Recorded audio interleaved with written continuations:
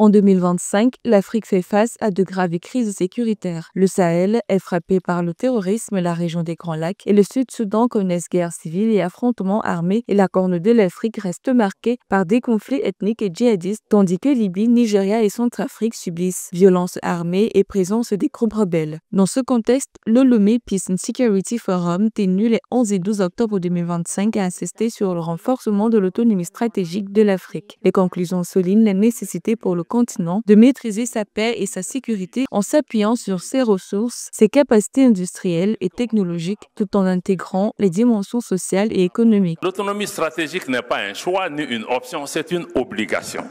On n'a pas parlé d'indépendance sécuritaire de l'Afrique, mais on a dit autonomie. Parce que quand vous regardez, Madame la Première ministre a parlé hier du besoin de transformer nos pays, de diminuer la pauvreté, toutes ces questions ne sont possibles que si nous pouvons assurer la sécurité de nos pays. Regardez les deux superpuissances économiques du monde, les États-Unis et la Chine, sont aussi les premières à avoir mis en place aussi des capacités militaires. Ça veut dire qu'on ne peut pas avoir de prospérité économique quand on n'a pas la capacité de se défendre. Le forum a également mis en avant la dimension intégrée de la sécurité, inclusion sociale, éducation, emploi et justice sont considérés comme essentiels pour une paix durable. Les autorités africaines estiment que la participation des jeunes et des femmes constitue un levier fondamental pour renforcer la légitimité et l'efficacité des politiques de sécurité. On est ouvert pour la coopération avec tous les pays qui sont épris de paix et de justice. Nous sommes prêts à coopérer avec tous les pays qui respectent notre souveraineté.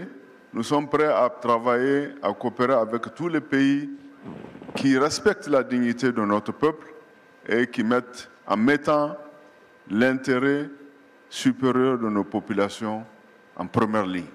Il n'est plus question à présent que nos ressources servent à la prospérité des autres pays. À la du forum, les États africains doivent mobiliser leurs propres ressources, développer une industrie de défense, adopter des technologies endogènes et réexaminer leurs accords militaires pour préserver leur souveraineté. Ils doivent aussi renforcer leur capacité de gouvernance et de coordination régionale, notamment au sein de l'Union africaine et des organisations sous-régionales. L'Afrique, pour moi, a le déposit le plus important au monde.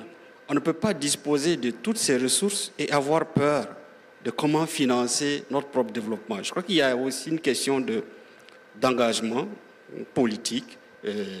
Mais tout cela fonctionne lorsque les bases sont assez claires et qu'il est établi des relations fiables entre les populations, entre les communautés. Le Peace and Security Forum 2025 a par ailleurs été l'occasion pour les décideurs africains de réaffirmer que l'autonomie stratégique de l'Afrique n'est pas un simple objectif militaire, mais un projet global de souveraineté, de développement et de résilience. La mise en œuvre concrète de ces recommandations déterminera la capacité du continent à se positionner comme un acteur indépendant, capable de garantir sa propre sécurité et de construire une paix durable.